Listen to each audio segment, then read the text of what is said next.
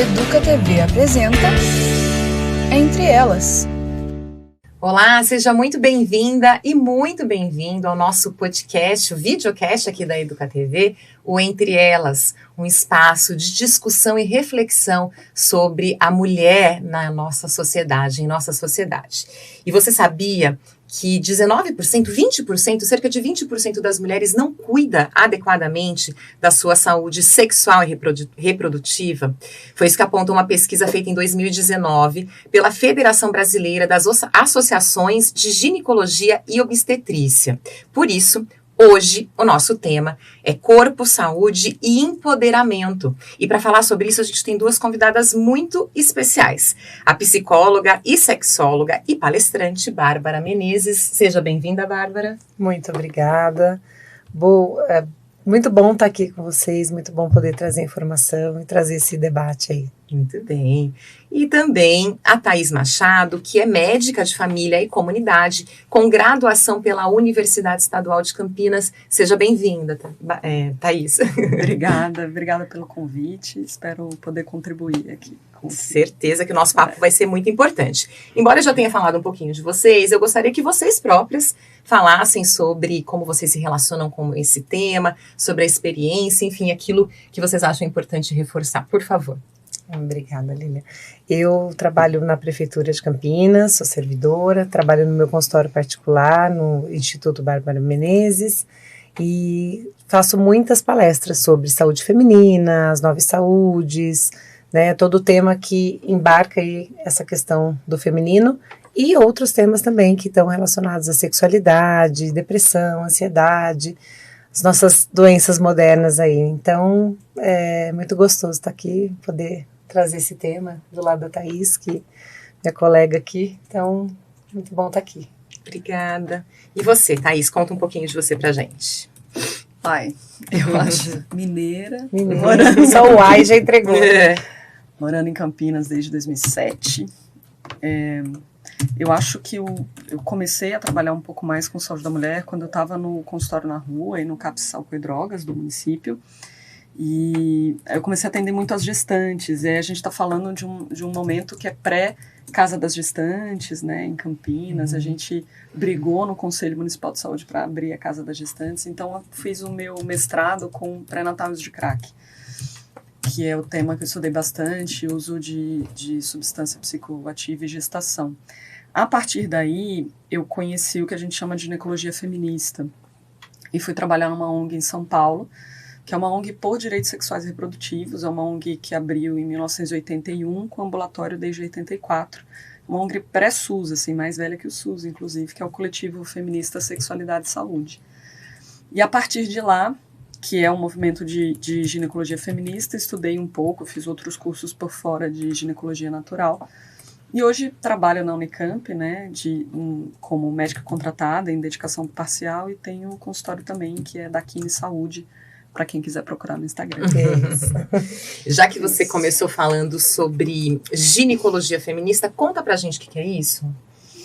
Bom, eu acho que a gente tem um movimento, né, é uma questão técnica, assim, epistemológica. A ginecologia, ela é uma ciência que ela tem uma história, né? Todas as ciências têm história. A psicologia tem história, que inclusive tem muito a ver com a saúde da mulher, com as histéricas. Muito, exatamente. Sim, Freud já falava. Exato. E a ginecologia também tem história, né? Antigamente quem cuidava dessas coisas eram as parteiras. A parteira não cuidava só de parto, a parteira cuidava de corrimento, de sangramento. E aí, quando o parto vai para o médico, né? Claro que o Hipócrates cuidava de uma mulher, se ela tivesse uma hepatite, mas se ela tivesse um corrimento, não. Isso era das parteiras, né?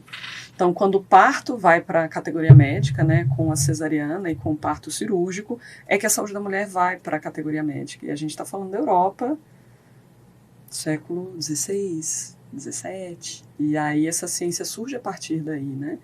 E desqualificando muito os saberes femininos, inclusive. Então, existe um movimento, uma onda, né, de movimento feminista, mais ou menos na década de 60 e 70, que vai criar o que a gente chama de ginecologia feminista, e algum resgate de saberes. Quando a gente fala de ginecologia natural, são 2 movimentos diferentes, que às vezes têm tensões uns com os outros, muito pautados, inclusive, na pauta trans, né? O pessoal da ginecologia natural costuma ser transfóbico, às vezes. Mas é uma formação com que eu aprendo muito, eu aprendi bastante, assim, sobre saberes femininos de resgate de fitoterapia e de outras questões.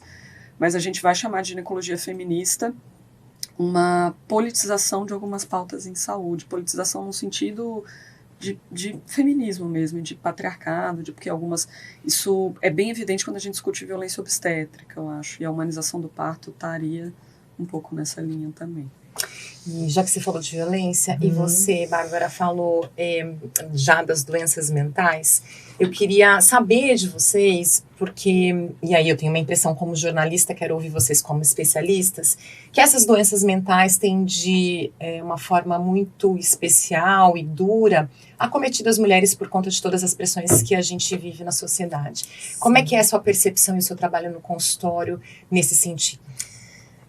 Eu tenho a sensação que a nossa população, principalmente as mulheres, estão muito adoecidas mentalmente e em todas as suas saúdes, né? Saúde mental, física, psicológica, sexual, financeira, intelectual e por aí vai. Eu acho que uma das primeiras coisas que prejudicam, né, essa questão da saúde é o preconceito mesmo, são esses tabus que vêm de todo esse patriarcado, de todo esse modelo de que a mulher é algo inferiorizada, a mulher é algo que não tem tanta importância, que é um mero instrumento aí de procriar, responsável por muitas coisas que não são, responsabilizadas por muitas coisas que não são responsabilidade única e exclusivamente dela. Então eu acho que uma das coisas que atrapalha muito, né, essa questão da saúde é o preconceito. O preconceito que a mulher mesma tem, a dificuldade que a mulher tem de buscar ajuda, de mostrar fragilidades, de ser acolhida, de ser ouvida. Muitas vezes essa questão da violência obstétrica é uma coisa que perpassa muito, né? Principalmente quando a gente questiona outras interfaces, por exemplo, a questão racial. Né, isso se potencializa muito com essa ideia de que uma mulher negra, ela é parideira e ela é mais forte e ela tem que aguentar dor, sim. Então essa questão do feminino fica extremamente colocado de lado, né? A gente percebe a mulher buscando um movimento de se colocar na sociedade, não mais como aquela pessoa que fica em casa, que cuida dos filhos e que tem única e exclusivamente aquele lugar, para uma mulher que está ali trabalhando fora e que muitas vezes tem sua jornada dupla, tripla, que não consegue dialogar dentro de casa com a sua parceira ou com o seu parceiro, que tem que dar conta, né? A gente o tempo todo escuta isso de mulheres. Eu tenho que dar conta, eu tenho que dar conta da casa, eu tenho que dar conta dos filhos, eu tenho que dar conta do marido ou da esposa, eu tenho que dar conta de tudo. E aí, onde fica essa mulher? Como é que ela cuida dela? É uma culpa que se gera muito grande se eu tirar um tempo dessa minha rotina maluca para cuidar de mim. Ah, mas é egoísmo. Ah, mas como você ousa deixar os seus filhos em casa para você fazer alguma coisa para você? Né? Então, esse adoecimento é um adoecimento social. A gente está vivendo um adoecimento social. E que todo mundo ali tem seu pedaço de responsabilidade. Eu costumo dizer para as minhas pacientes que não existe culpa. Não tem um culpado, uma culpada. Eu costumo dizer que todo mundo ali é responsável no seu pedacinho. Então, que a gente pode ir buscando esse olhar, né? Onde fica essa mulher? Qual é o novo papel que essa mulher vai exercer? E como que ela vai buscar esse empoderamento que para mim significa isso? Se apropriar de si mesma, do que eu desejo, do que eu gosto, do que eu quero, e descolar isso só do que eu tenho que, eu devo, me cobram o tempo todo, né? Então eu vejo um adoecimento social muito grave hoje em dia, nas relações, nessa questão do feminino. As mulheres estão muito adoecidas, o ser humano como um todo está muito adoecido, mas eu vejo muito isso na questão do feminino, né? Posso dialogar Claro, um pouquinho? por favor. Eu fico pensando muito... Eu acho que tem um negócio que é central nisso que você está discutindo, é o quanto a gente não valoriza trabalho doméstico. Exato. O quanto o trabalho doméstico é desvalorizado. Isso é desvalorizado Isso. financeiramente e socialmente. Nem é considerado trabalho, né? Isso. As mulheres costumam responder, o que você faz? Nada, eu não É um trabalho trabalho. invisível. Eu Aí fico fala, em "Você casa, trabalha? gente, você Não." trabalha muito, Exato. né? Elas nem consideram que trabalham. Né? Isso, e às vezes você vai falando assim, eu preciso fazer uma academia, eu não tenho tempo. Isso. Porque se ela trabalha fora, ela vai chegar em casa e vai ter que fazer o trabalho doméstico, Isso. e se ela trabalha em casa, ela trabalha muito, e ela está sendo cuidadora e estruturante de uma família inteira, e não é infrequente, e isso a gente fala para toda a natureza de cuidado, Sim. não só os cuidados em saúde da mulher, mas cuidados clínicos mesmo. Claro. Não sei, tá com uma diabetes e não consegue fazer um exercício físico. Então é bem complexo a desvalorização do trabalho doméstico, que é uma desvalorização provavelmente por ser trabalhos assim, feitos por mulheres, na maior parte das E vezes. o quanto esse cansaço, né? Porque Claro, né, é uma exaustão, né? O quanto nos afasta. A gente está falando de empoderamento, eu li sobre isso ficou na minha cabeça a vida toda, assim, né? Que mulher cansada não faz revolução, nem tem tempo para pensar nisso, porque a gente está tão sobrecarregada, a gente não tem tempo de olhar para si própria, de cuidar, de entender quem a gente é, do nosso corpo, dos nossos desejos, né? Então, essa sobrecarga nos afasta da nossa essência como mulheres, né? Vocês pensam assim? Sem dúvida. Não sobra tempo, né? E quando sobra algum tempo, porque tempo organiza-se, né? A gente organiza o tempo. Vem uma culpa de fazer isso, né? Eu não posso olhar para o meu prazer, eu não posso olhar para o meu sexo, eu não posso olhar para os meus desejos, né? Porque eu tenho uma série de outras prioridades, muitas vezes impostas, e que eu acabei comprando, né? Porque me foi delegado e eu acabo assumindo tudo isso, porque isso vem aí há séculos e séculos, né? E quando eu tenho um tempo, quando eu tenho essa possibilidade, eu não consigo, porque isso me gera uma culpa enorme. Né? A gente tem uma sociedade muito pautada na culpa, né? A mulher não pode tirar esse tempo para ela, e muitas vezes não é um tempo um dia inteiro, muitas vezes é uma horinha da sua semana para fazer uma caminhada, para fazer uma aula de dança, para fazer uma atividade que você gosta, para fazer uma aula de pintura intensiva, para ver um vídeo no YouTube e ficar dançando em casa. Não é uma coisa, eu preciso ir para uma academia cara, ou preciso... Não, muitas vezes é uma coisa que, olhando de fora, parece simples, mas que para aquela mulher não é simples, é muito grande, né? E ela se afasta dela mesma, e quando, muitas vezes, cada vez mais, não sei se você tem acompanhado, Thaís, mas as minhas pacientes, muitas vezes, ao envelhecer, acabam vivendo uma viuvez, acabam vivendo uma separação hoje em dia, né? Mulheres aí 40 a mais que acabam se separando, 40, 50, 60, e que se veem perdidas, porque elas não sabem nem o que elas gostam. Né? Eu lembro dessa frase na minha mãe, assim, meu pai faleceu tem 11 anos, aí eu falei, mãe, vai fazer alguma coisa que você gosta, e a resposta dela foi exatamente essa, eu não sei o que eu gosto de fazer. Eu não sei. Eu sabia o que o seu pai gostava de comer, eu sabia o que o seu pai gostava de fazer, eu sabia o que eu faria que o seu pai não gostaria, mas o que eu gosto, o que eu quero, eu não sei. É muito, muito impressionante.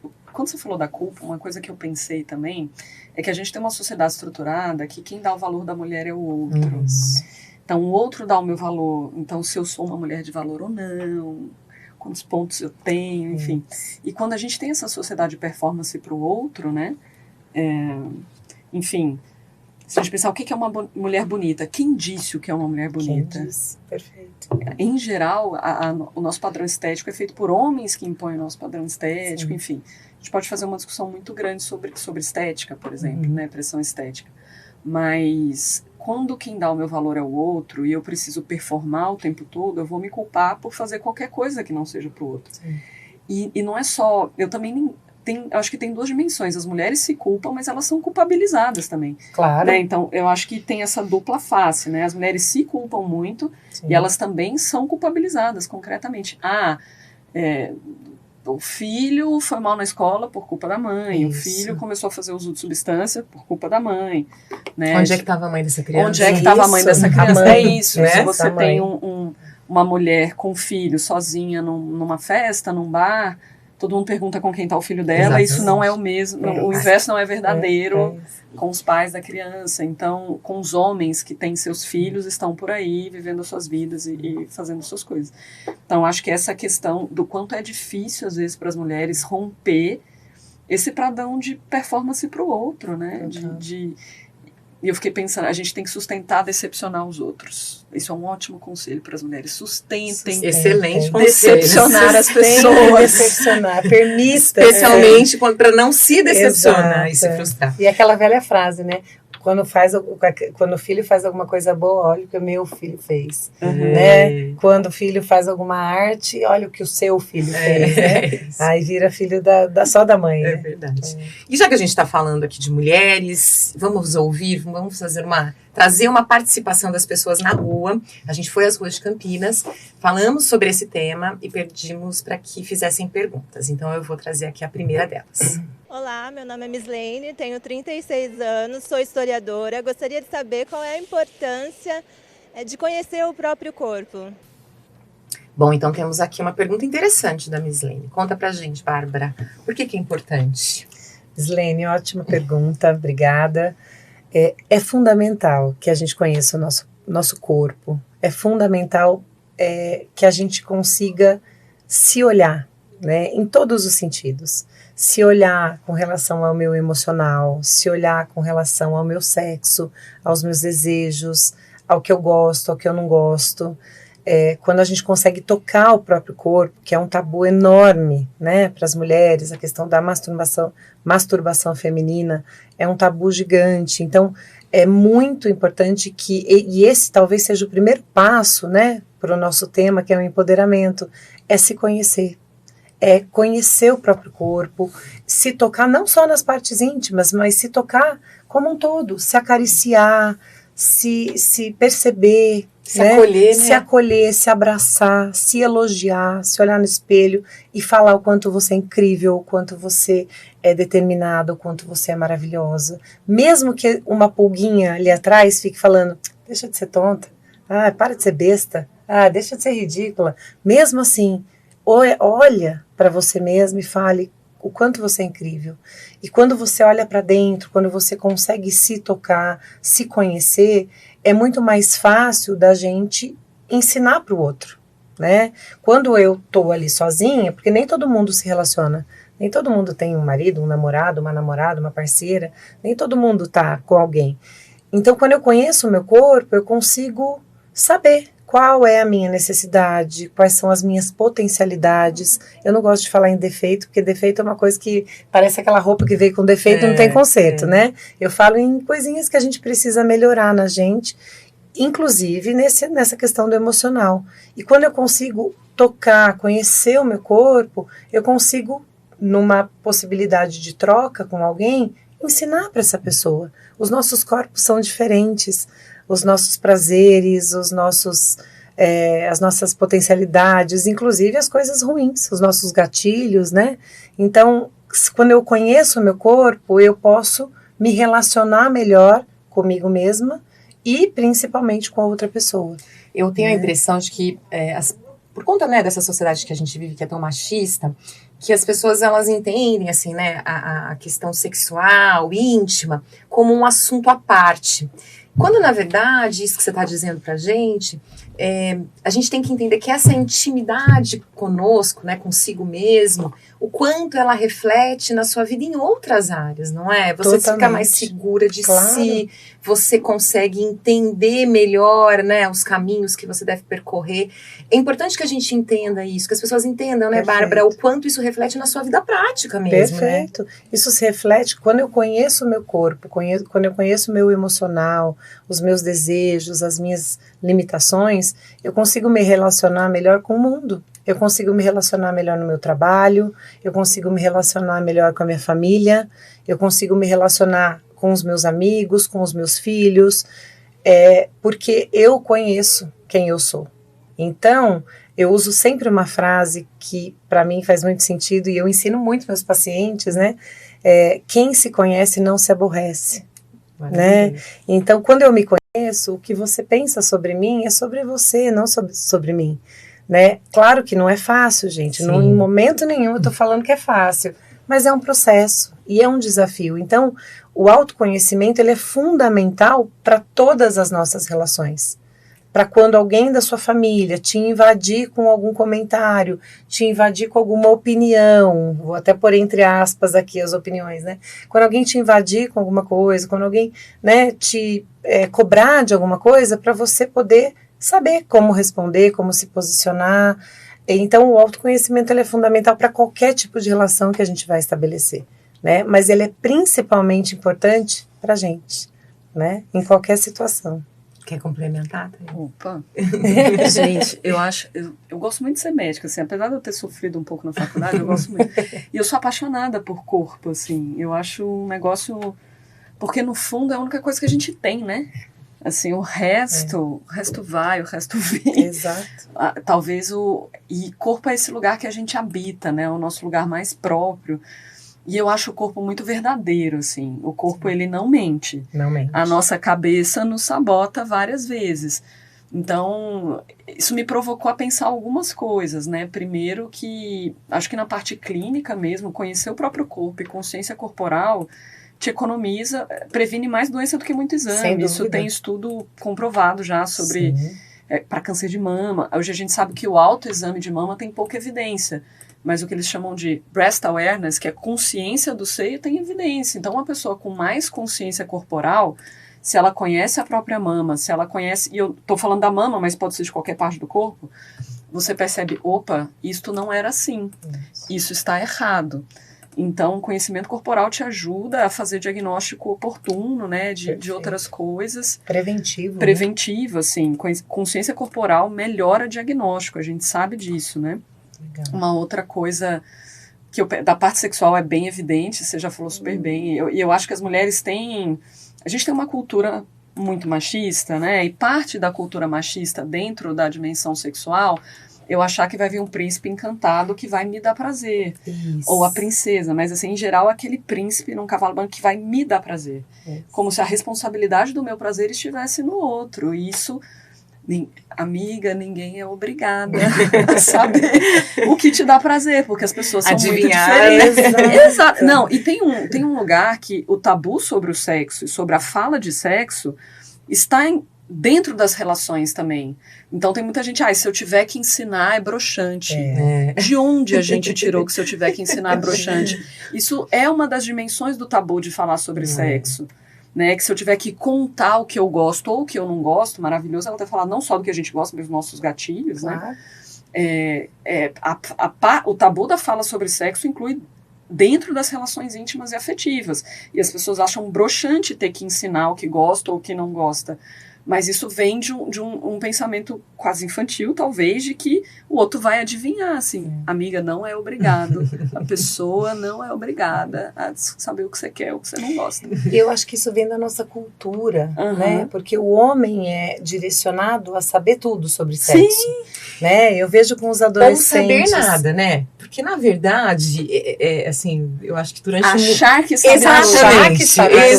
Ele é direcionado a achar que ele não sabe nada. Não sabe nada, né?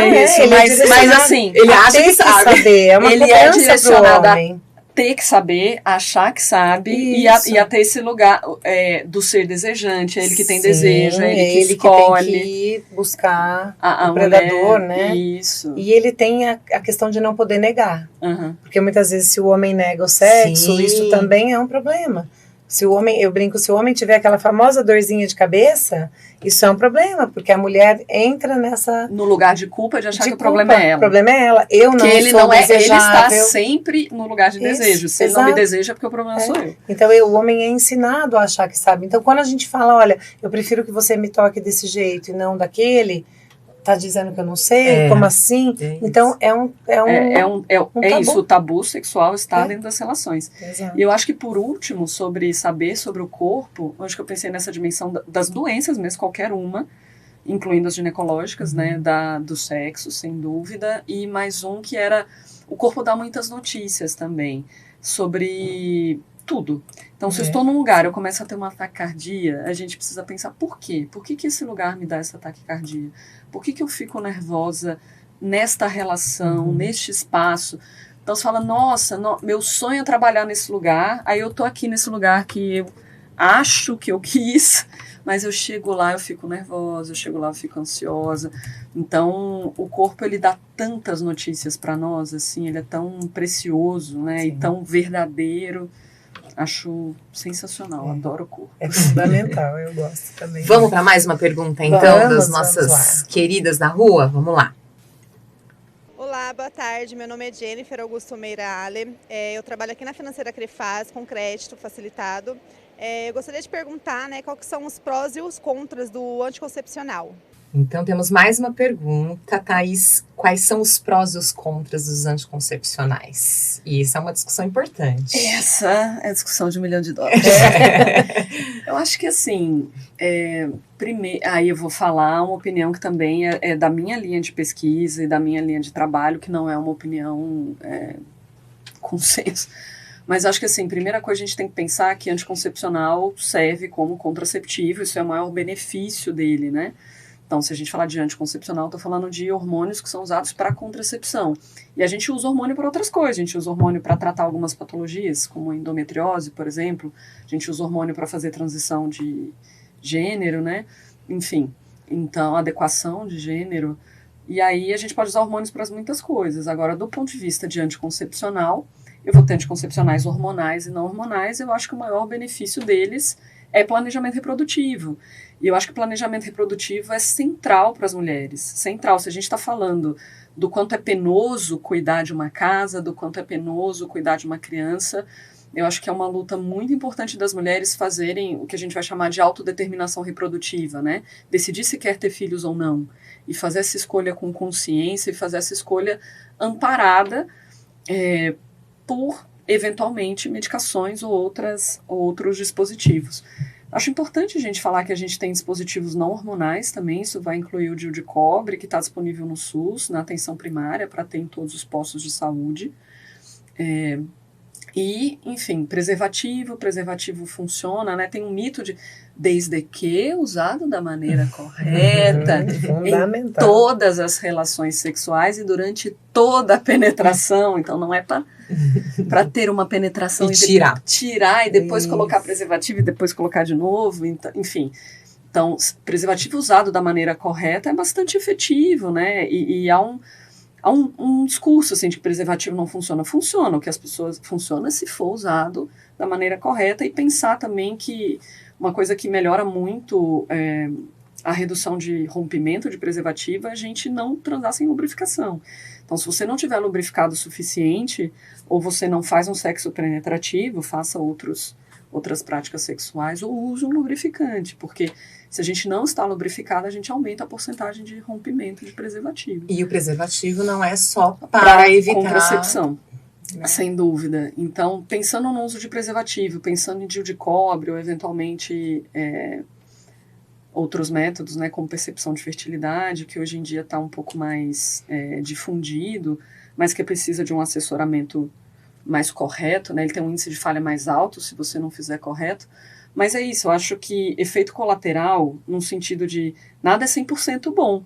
Né? Se eu usar hormônio, eu vou ter algumas facilidades, eu vou conseguir pegar no SUS, eu vou só tomar um comprimido, mas eu posso ter efeitos colaterais no hormônio. Se eu uso métodos não hormonais, ele pode me dar mais trabalho. Então, usar um preservativo corretamente dá um pouquinho mais de trabalho. Nesse sentido, acho que o DIU de cobre é uma ótima... Vou fazer aqui uma defesa do DIU de cobre, que ele não tem os efeitos colaterais dos hormônios, e ele tem uma facilidade que ele dura 10 anos se inserir, mas tem efeitos colaterais do DIU de cobre também. Então, nada vai ser 100% bom.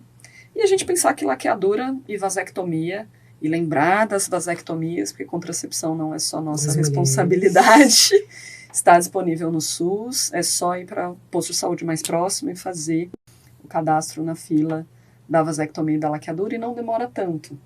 É mais simples do que as pessoas imaginam. Que bom, essa informação é importante. Então, que é importante, só comentando, que cada corpo é único. Então, que é importante procurar um médico, um profissional, para decidir se o anticoncepcional é sua melhor alternativa.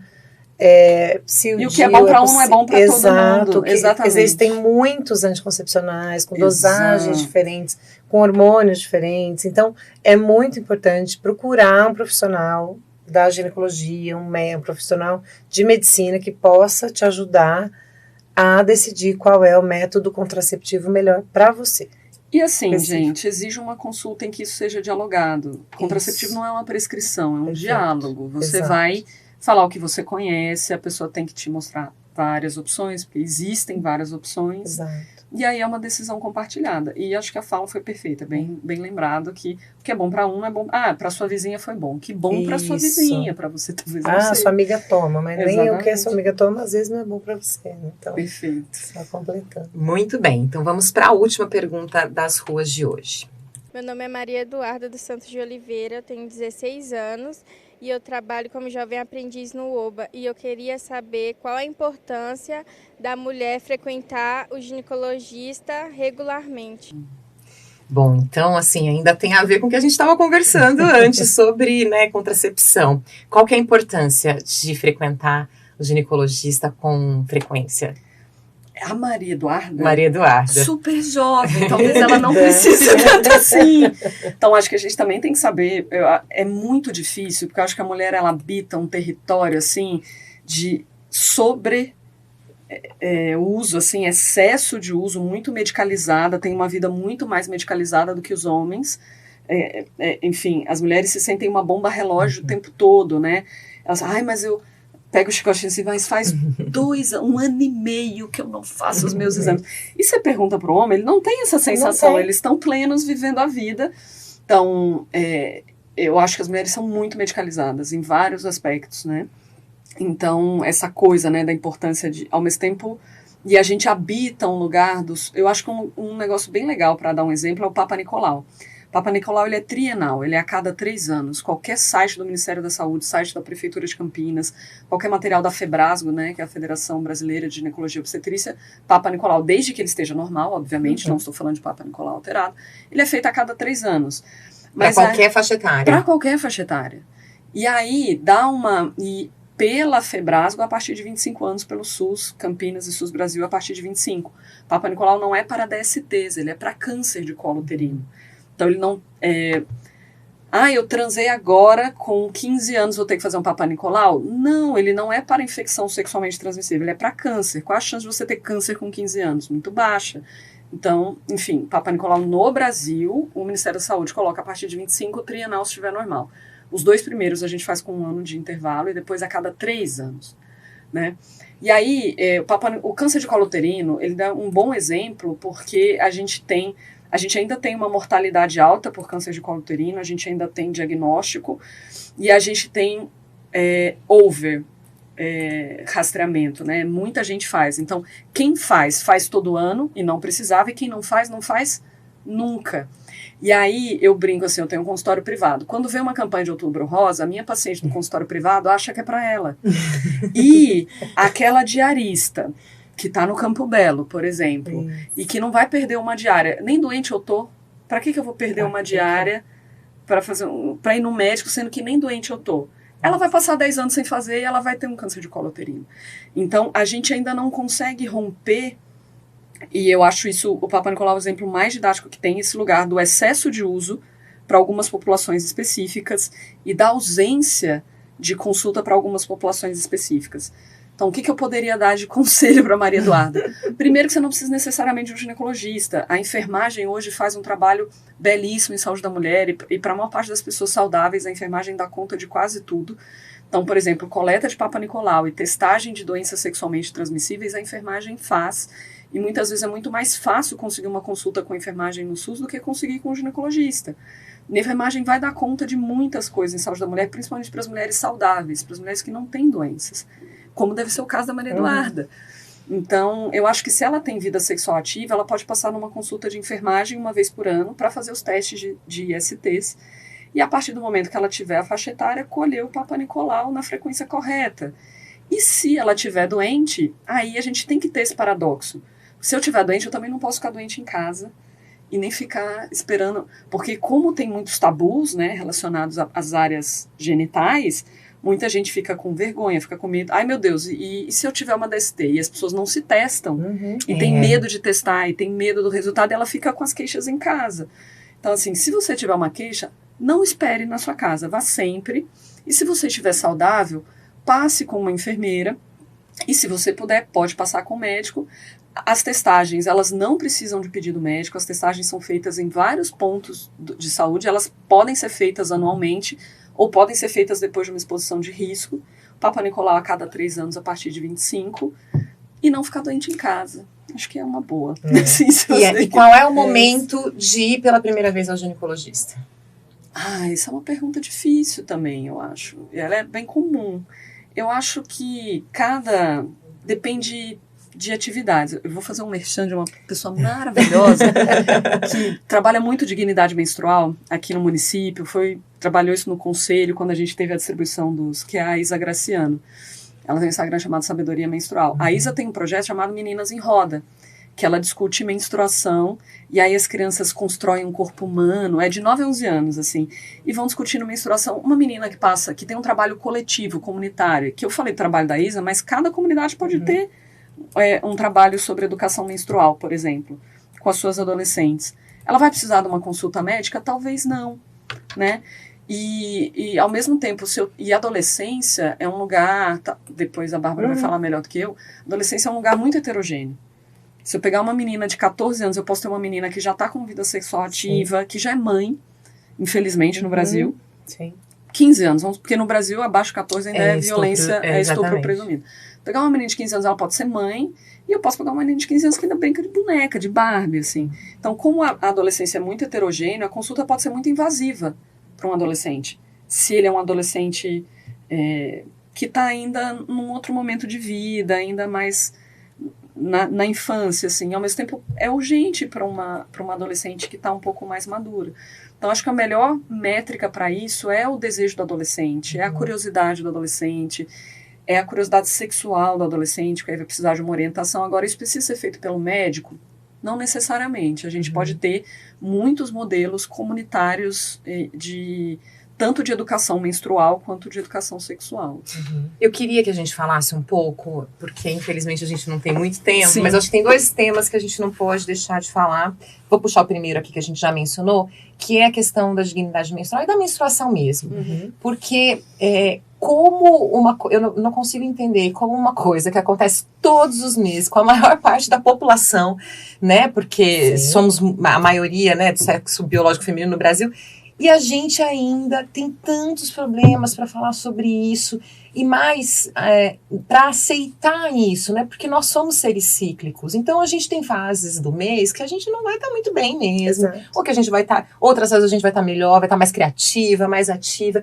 Por que a gente ainda... Será que a gente está conseguindo avançar nessa discussão? O que você acha, Bárbara? Eu acho que a gente hoje está num cabo de guerra, a sensação que eu tenho. Eu acho que a gente vem avançando muito nessa questão, mas ao mesmo tempo a gente ainda tem uma galera que está muito ali atrás, ressentida do avanço, não aceitando. A gente ainda ouve coisas, inclusive de corpos que menstruam falando, nossa, isso é nojento, isso é fedido, ai que horror, menstruação é castigo de Deus, menstruação é uma coisa horrorosa, né? Então assim, eu acho que a gente vive um cabo de guerra. Deixa eu só eu quero pegar esse ponto. Mas você não acha que é justamente porque eu, por exemplo, falar de mim, eu sou uma pessoa que sou muito, a minha menstruação me rege muito.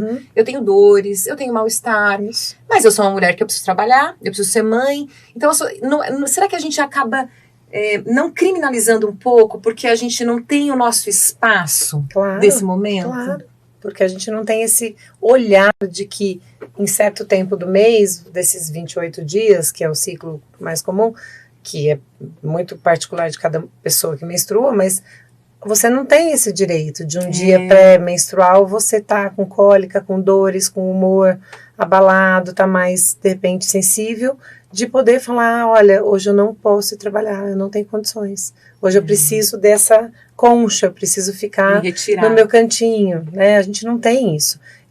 De novo, a gente volta no começo da conversa. Eu tenho que trabalhar, eu tenho que produzir, eu tenho que fazer janta, eu tenho que, e a gente fica nesse tenho que, né? Então, hoje, talvez a gente, por existirem espaços e profissionais e pessoas que estão cada vez mais pensando sobre essa questão, e a gente está aqui falando disso, de fundamental importância é justamente pessoas que estão pensando sobre isso. A gente se permite hoje falar abertamente. Antigamente a gente nem falava estou menstruada, era uma coisa assim, uma vergonha. A minha mãe me pra ensinou mulher. que assim, ninguém pode saber. você não pode.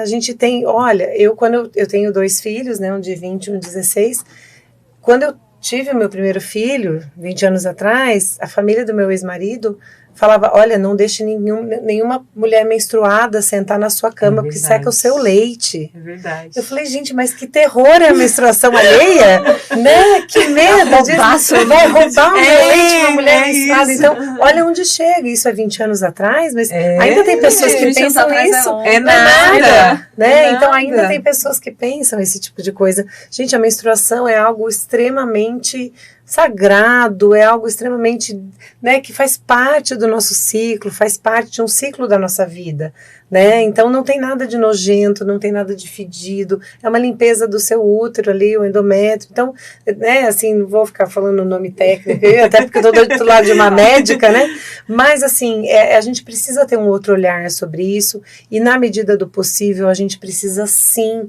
se respeitar. Se um dia eu estou mais amuada, olha, estou com cólica, tem que vir trabalhar? Ok. Você vai ficar mais no cantinho, você vai ficar mais recolhida, você vai poder falar, gente, olha, hoje eu não tô legal.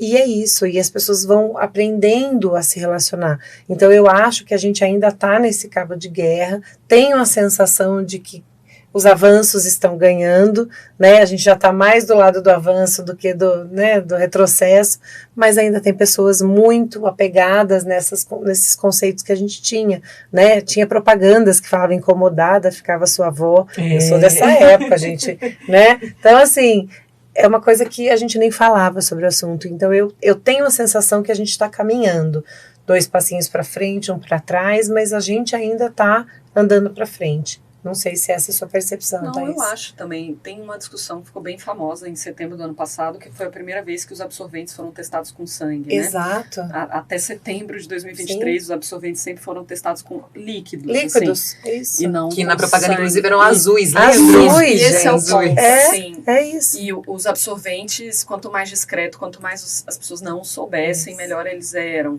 Então, esse debate é muito fundo.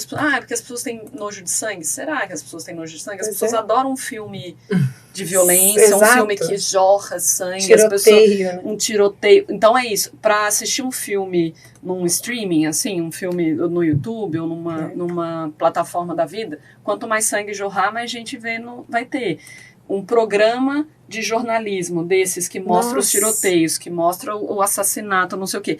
Se botar a foto da pessoa sangrando, aquelas fotos que a gente tem feito uma discussão sobre mídias e redes sociais de não colocar, mais Ibope vai ter, mas o sangue menstrual não pode ver.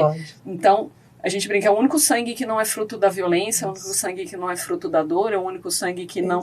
E é o sangue que a gente tem mais nojo. Então, a gente precisa discutir que isso é talvez uma estrutura de patriarcal assim, muito profunda, a nossa relação com a menstruação. E a menstruação, que nem eu falei, né? Do mesmo jeito que o nosso corpo dá notícia sobre nós, a menstruação nos dá notícia sobre nós. Então, por exemplo, se eu tenho muitos sintomas físicos na menstruação, na pré-menstruação, ela está te dando notícia sobre o seu corpo, sobre a sua alimentação, sobre a sua atividade física, sobre o seu sono, sobre o seu descanso. E se você tem muitos sintomas psíquicos pré-menstruais, ela está te dando notícias sobre a sua psique.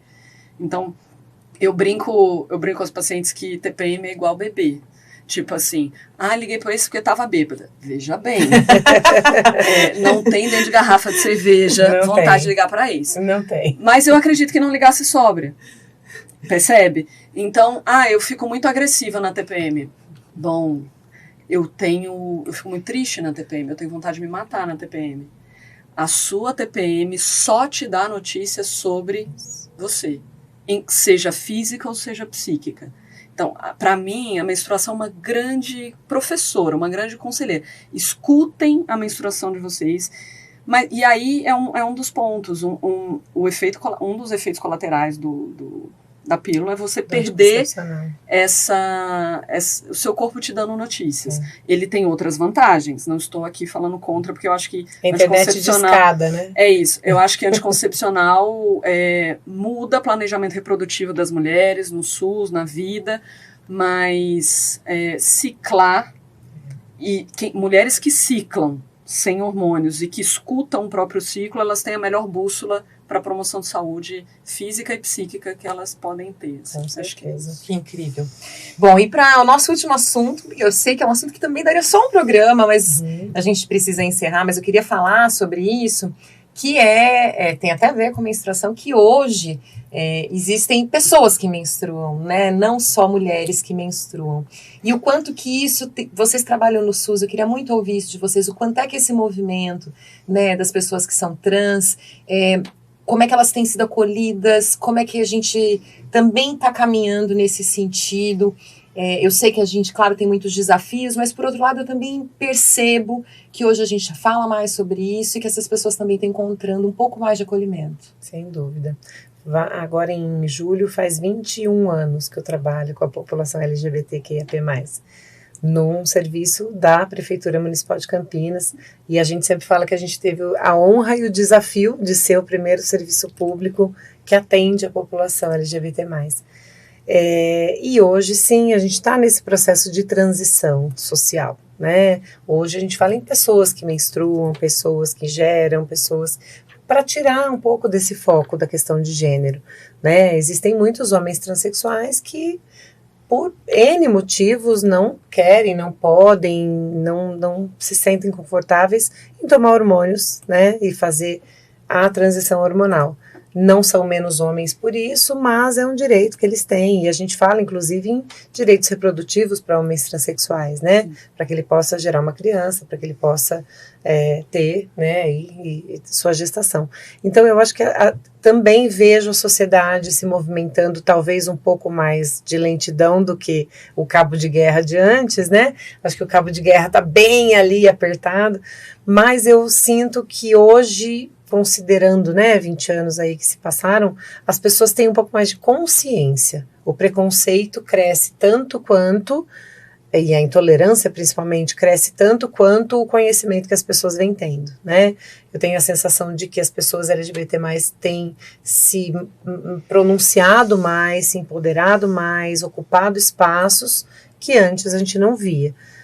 Mas, ao mesmo tempo, ainda tem muito desse preconceito, ainda tem muita intolerância, muita dificuldade. Parece que eu falar que um homem está menstruando rouba um lugar da mulher, que não rouba, né? Um homem poder engravidar rouba um lugar que era só nosso. Um homem poder amamentar nos invade e tira um lugar que não tira.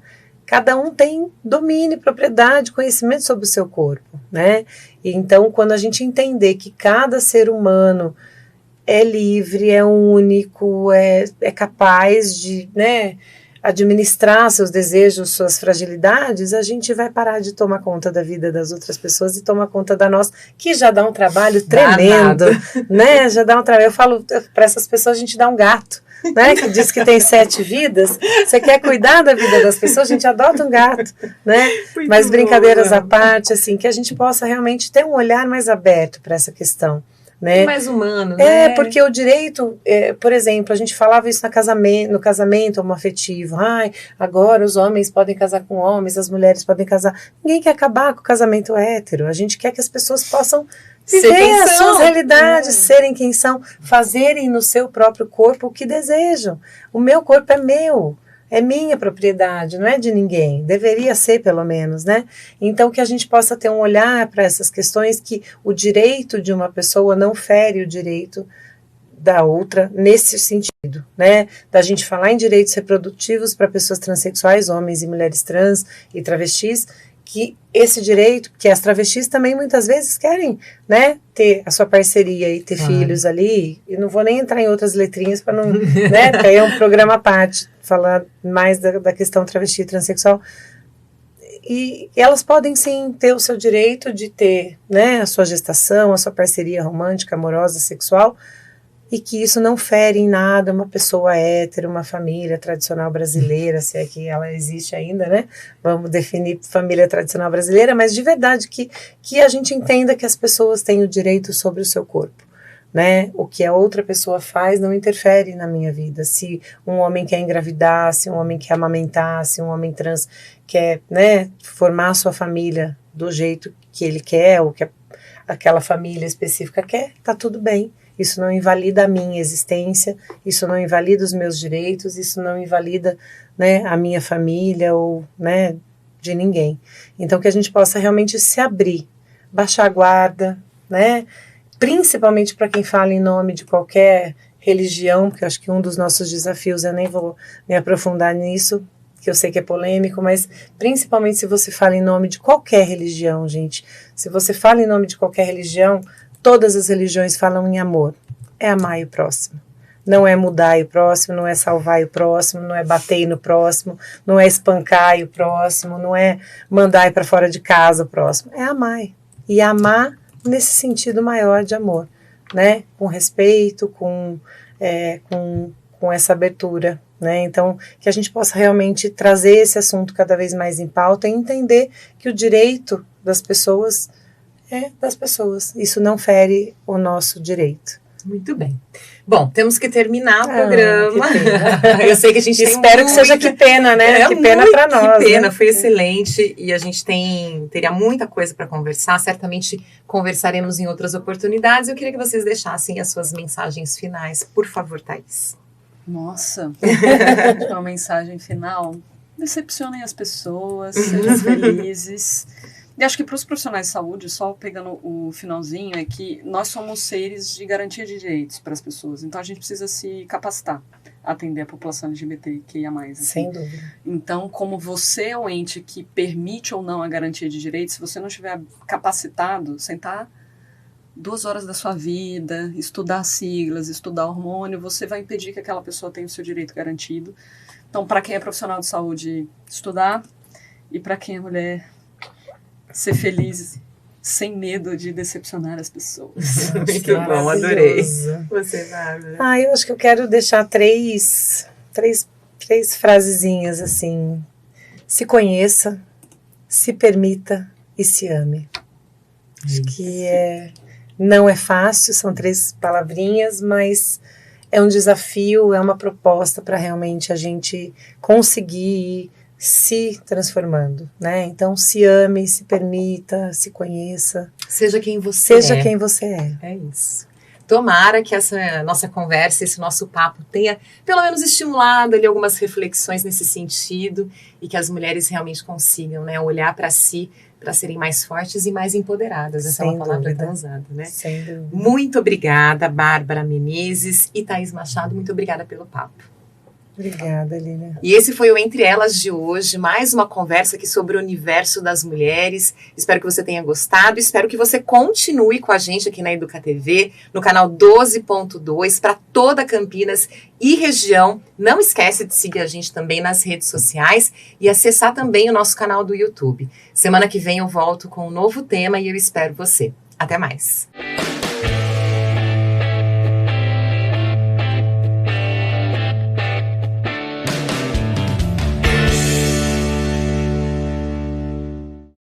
Prefeitura de Campinas, Secretaria de Educação, Produtora Rio Brasil Digital.